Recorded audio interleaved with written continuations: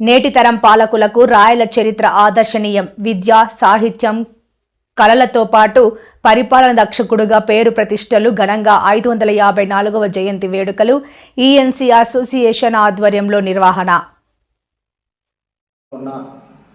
Eastern naval command dockyard KTB కళాక్షేత్రంలో ఈరోజు ఆంధ్రుల భోజ్యులు, అదేవిధంగా ప్రసిద్ధిగాంచిన శ్రీ కృష్ణదేవరాయల జయంతి వేడుకలు ఘనంగా నిర్వహించడం జరిగింది. అధ్యక్షులు చిరంజీవి గారు, కార్యదర్శి విజయనగిరి భాస్కర్ గారి నేతృత్వంలో మేమందరం కూడా కృష్ణదేవరాయల చిత్రపటానికి పొలమాలలు వేసి ఘనంగా నివాళులు అర్పించడం జరిగింది. మరి శ్రీకృష్ణదేవరాయలు ఏ ఒక్క ప్రాంతానికో అలాగే ఏ ఒక్క మతానికో పరిమితం కాదు, యావత్తు దేశానికే గర్వకారణం. అటు కర్ణాటక నుంచి విజయనగరం చక్రవర్తిగా కూడా ఆయన అందించిన పరిపాలన నేటి పాలకులకు ఆదర్శనీయం.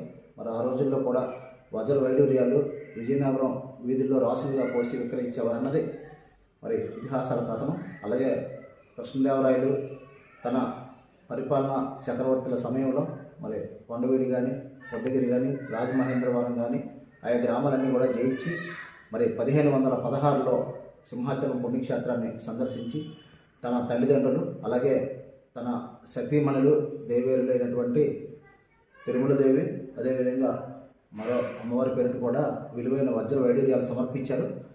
అదేవిధంగా తిరిగి 300 సంవత్సరాల తర్వాత 1519లో కూడా తిరిగి సింహాచలం క్షేత్రాన్ని సందర్శించి తన సందర్శనకు గుర్తుగా సింహాచలం కొండపైన ప్రత్యేకంగా రాయలవారి ఒక స్తూపం ఏర్పాటు చేశారు. అలాగే ప్రధాన ఆలయంలో కూడా 2 శాసనాలు రాయించారు.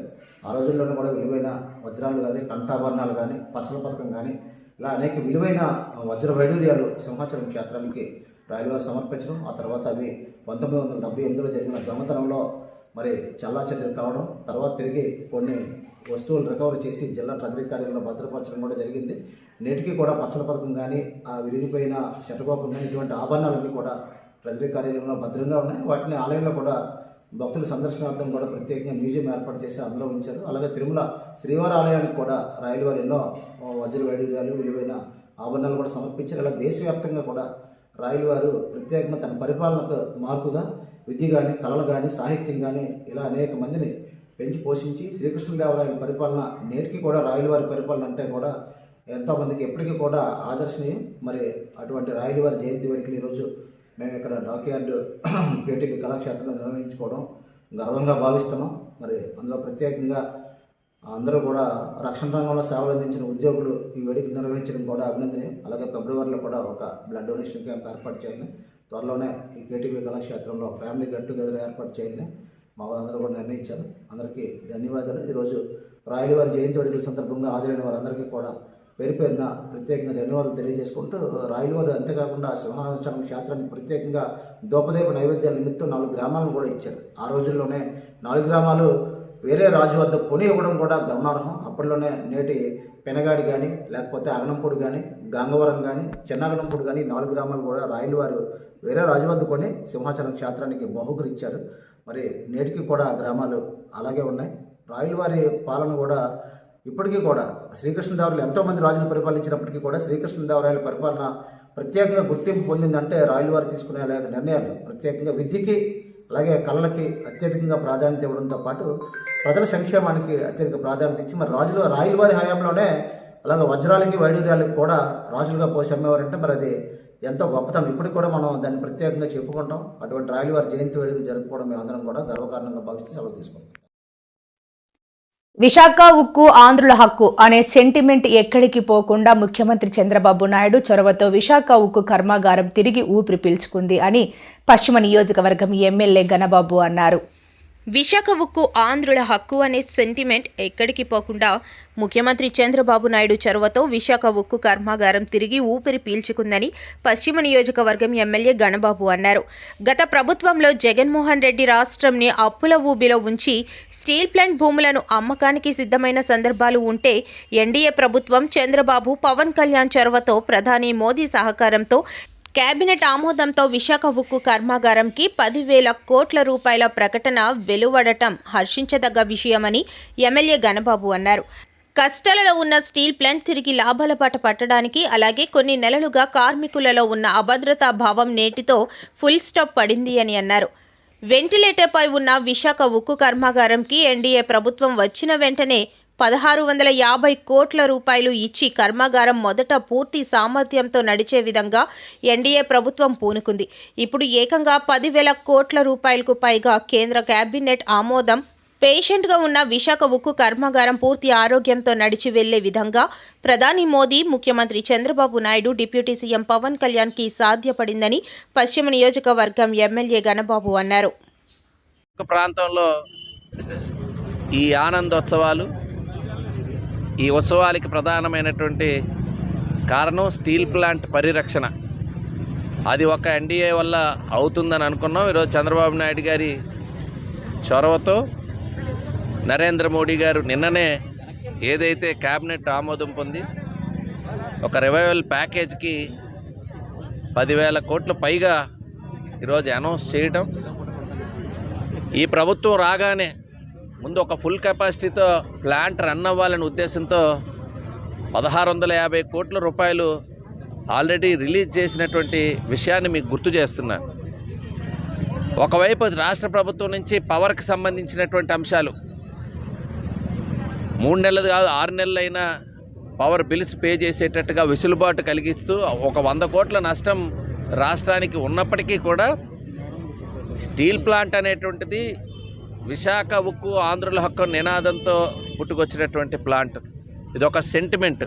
మా ప్రాంతంలో, ఈ ప్రాంతంలో ఉద్యోగ వర్గాలే కాదు, వ్యాపార వర్గాలే కాదు, ఇక్కడ ఉండే ప్రజలందరికీ కూడా స్టీల్ ప్లాంట్ అనేటువంటిది మా హక్కు అనేటువంటి ఒక సెంటిమెంటు. అలాంటి సెంటిమెంటు గత కొన్ని నెలలుగా ఒక అభద్రతాభావం, ప్లాంట్ ప్రైవేటు పరం కానుందని, ప్లాంట్ మూతపడుతుందనేటువంటి భావంలో మన ప్రాంత ప్రజలందరూ ఉండేవాళ్ళు. గత పాలకుడు జగన్మోహన్ రెడ్డి ఆ భూములు కూడా అమ్మాలని చూశారు. స్టీల్ ప్లాంట్ సేకరించి ఎంతోమంది భూములు దానం చేసినటువంటి భూముల్ని అమ్మాలని చూసేటువంటి పరిస్థితులు గత ప్రభుత్వం ఉంటే, ఆ ప్లాంట్ని తప్పనిసరిగా మరలా రన్ చేయాలి, దాని లాభాల బాటలో నడిపించాలనే ఉద్దేశంతో ఈరోజు చంద్రబాబు నాయుడు గారు ఉండటం, దానికి నరేంద్ర మోడీ గారి సహకారం కూడా ఈరోజు మరి జరిగినటువంటి నిన్న ఏదైతే క్యాబినెట్ ఆమోదం పొంది 10,000 కోట్ల పైగా ఈరోజు రివైవల్ ప్యాకేజ్ని అనౌన్స్ చేయడం ద్వారా రాబోయే కాలంలో ఇంకా స్టీల్ ప్లాంట్ తప్పనిసరిగా మరలా పట్టాలు ఎక్కుతుంది అనేటువంటి భావం కలుగుతుంది. మా ప్రభుత్వం వచ్చే నాటికి వెంటిలేటర్ పైన ఉంది స్టీల్ ప్లాంట్ అంశం. 1650 కోట్లు ఇచ్చి ఆక్సిజన్ మీద తీసుకుని రావడం జరిగింది.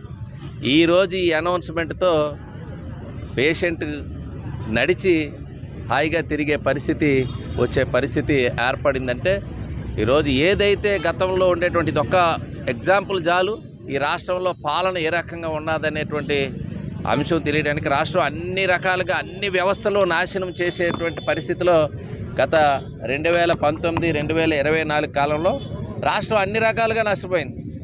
అటు అమరావతి ఆగిపోయింది, పోలవరం ప్రాజెక్ట్ ఆగిపోయింది, పెట్టుబడులు ఈ రాష్ట్రంలో రాలా, ఉన్న పెట్టుబడులు పోయి ఉన్న పరిశ్రమలు మూతపడే పరిస్థితి వచ్చినాయి.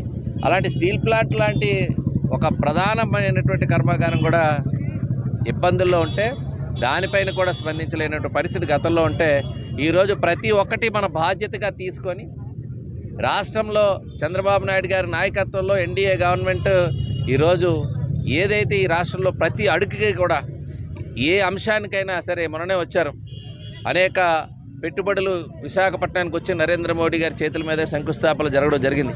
ఇవన్నీ కూడా శుభపరిణామం. లక్షలాది మందికి ఉద్యోగ అవకాశాలు వస్తాయి, ఆర్థికంగా రాష్ట్రం నిలదొక్కునేటువంటి పరిస్థితి వస్తుంది. వచ్చినటువంటి హామీలు నెరవేర్చే క్రమంలో అనేక అంశాలు ఈరోజు రాష్ట్రానికి ఆదాయ వనరులు సమీకరించుకోవడానికి కేంద్ర సహకారం ఏ రకంగా కావాలో అన్ని రకాల సహకారాలు అందుతున్నాయి. దానిలో మరలా ఒక ఎగ్జాంపులే ఈరోజు స్టీల్ ప్లాంట్కి మరి ఈ రివైవల్ ప్యాకేజ్ కింద వేలాది కోట్లు మరి ఈరోజు కేంద్రం నుంచి ప్రకటన చేయడం, అందరూ కూడా మరి నరేంద్ర మోడీ గారికి, ముఖ్యంగా చంద్రబాబు నాయుడు గారికి ధన్యవాదాలు తెలియజేస్తున్నాం మీ అందరి ద్వారా. ఏదైతే ఆంధ్ర రాష్ట్రంలో ఏకైక సమస్యగా మనం ఈరోజు విశాఖ ఉక్కు ఆంధ్రుల హక్కు అనే నినాదాన్ని ప్రతి ఒక్క భారతీయుడు కూడా అతి ముఖ్యంగా ఆంధ్ర రాష్ట్రంలో ప్రతి ఒక్కరూ కూడా ఆ నినాదాన్ని తీసుకోవడానికి, ఇది ఒక ప్రాంతీయ నినాదం కాదు, విశాఖపట్నంకి చెందింది కాదు, ప్రతి ఒక్క ఆంధ్రుడు కూడా 32 మంది ఎవరైతే చనిపోయిన వారి మహావీరులు వాళ్ళ జ్ఞాపకంగా ఈరోజు మనం విశాఖ స్టీల్ ప్లాంట్ని మనం నిర్మించుకొని ఆ రోజు నుంచి పోరాటాలు చేస్తూ నిలదొక్కుకొని వచ్చిన మన విశాఖ స్టీల్ ప్లాంట్కి మన ఎన్డీఏ కూటమి ప్రభుత్వం ద్వారా నిన్న ఈరోజు 10,300 కోట్లు ఈరోజు ఇచ్చినందుకు కూటమి ప్రభుత్వం ద్వారా అతి ముఖ్యంగా మన ముఖ్యమంత్రి వర్యులు నారా చంద్రబాబు నాయుడు గారి ద్వారా, ఉప ముఖ్యమంత్రులు మన శ్రీ పవన్ కళ్యాణ్ గారి ద్వారా ఈరోజు ఎన్డీఏ కూటమి ప్రభుత్వం ఈరోజు క్యాబినెట్కి అందరికీ కూడా కృతజ్ఞతలు తెలియజేస్తుంది. ఏదైతే వెంటిలేటర్ మీద ఉంటూ ఈరోజు నడక నేర్చుకుంటున్న మన విశాఖ ఉక్కు నాకు తెలిసి ఖచ్చితంగా నేను మనస్ఫూర్తిగా చెప్తున్నాను, మన కూటమి ప్రభుత్వం ద్వారా నిలదొక్కుంటుంది అని చెప్పేసి ఒక నమ్మకంతో ఈరోజు ఆనందంగా ప్రతి ఒక్కరూ కూడా కూటమి నాయకులందరూ కూడా ఈరోజు ఇక్కడికి చేరి చాలా ఆనందంగా సంక్రాంతి అయిపోవడం కాదు, ఈరోజు నిజమైన సంక్రాంతి వచ్చిందని చెప్పి మేమందరూ కూడా భావిస్తూ మరొకసారి కృతజ్ఞతలు తెలియజేస్తున్నాను. విశాఖ స్టీల్ ప్లాంట్ కు పాలకులు నిట్ట నిలువునా ముంచేశారని ఉక్కు పరిరక్షణ పోరాట కమిటీ సభ్యుడు శ్రీనివాసరావు విమర్శించారు. శుక్రవారం స్టీల్ ప్లాంట్ వద్ద మాట్లాడుతూ స్టీల్ ప్లాంట్ ను 5,000 కోట్ల నష్టాల్లో ఆవేదన వ్యక్తం చేశారు. క్యాపిటల్ రిపేర్స్ కానీ నార్మల్ రిపేర్స్ కూడా చేసుకోవడానికి డబ్బులు లేకుండా చేసి, వర్కింగ్ క్యాపిటల్ కూడా డబ్బులు లేకుండా చేసి, వచ్చిన డబ్బులన్నీ కూడా 28,000 కోట్ల రూపాయలని బ్యాంకులకి ఇంట్రెస్ట్లు కట్టేసి విశాఖపట్నం స్టీల్ ప్లాంట్ ని నెట్ట నిలువునా ముంచేశారు. ఆ ముంచేయడంతో ఈవేళ 5,000 కోట్ల రూపాయలు నష్టాలు తీసుగా దీన్ని నెట్టబడి దీన్ని నష్టాలు పాలైపోయింది. విశాఖపట్నం స్టీల్ ప్లాంట్ కాపాడలేని పరిస్థితుల్లో ఉంది. మేమే దీన్ని గొప్పగా కాపాడుతున్నాం, దీన్ని ప్యాకేజ్ ఇస్తామని చెప్పడం అన్నది దుర్మార్గమైన చర్య. ఈరోజు దేశంలో ఉన్నటువంటి బీజేపీ నాయకులు కానీ, ఈ రాష్ట్రంలో ఉన్నటువంటి రాష్ట్రం నడుపుతున్న కూటమి నాయకులు కానీ, రాష్ట్ర గౌరవ ముఖ్యమంత్రి కానీ, మేము విశాఖ ఉక్కు పరిరక్షణ పోరాట కమిటీ తరఫున చెప్పేది ఒకటే, మీరు ఉద్దేశపూర్వకంగా స్టీల్ ప్లాంట్ పిచ్చి కుక్కని ముద్ర వేసి దీన్ని చంపాలనే ప్రయత్నాన్ని మానుకోవాలి.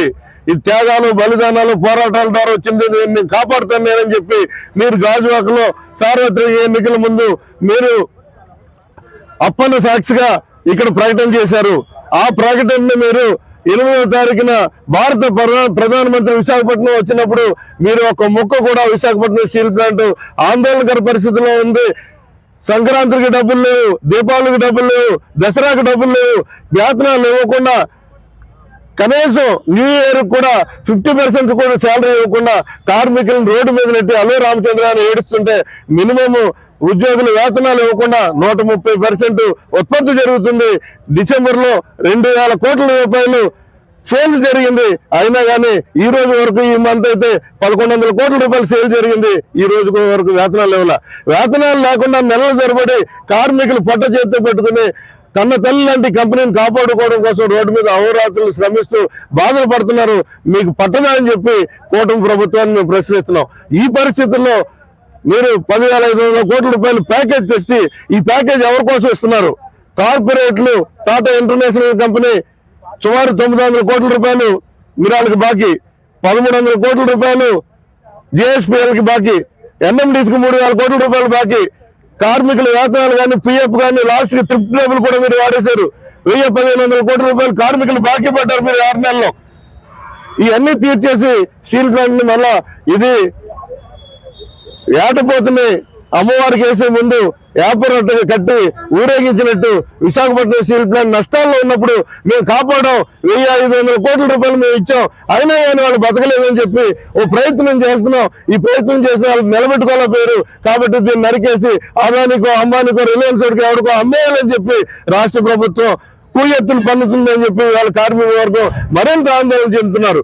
ఈ పరిస్థితుల్లో రాష్ట్ర గౌరవ ముఖ్యమంత్రి గారికి మేము విజ్ఞప్తి చేసేది ఒకటే, మీరు విశాఖపట్నం స్టీల్ ప్లాంట్ మహోన్నతమైన కంపెనీ, ఉత్తరాంధ్ర జీవనాడి, ఈ పరిశ్రమ 5 లక్షల మందికి కడుపు నిండా అన్నం పెడుతుంది. ఈ పరిశ్రమ పట్ల అనుచితంగా వ్యవహరించి ప్రధానమంత్రి దృష్టికి తీసుకెళ్లకపోవడంతో గంటలోనే తిరుపతిలో విస్ఫోటనం జరిగింది. ఎంత ఇబ్బంది పడ్డారో మీకు ఉన్నటువంటి ప్రభుత్వం తాలూకా విధానం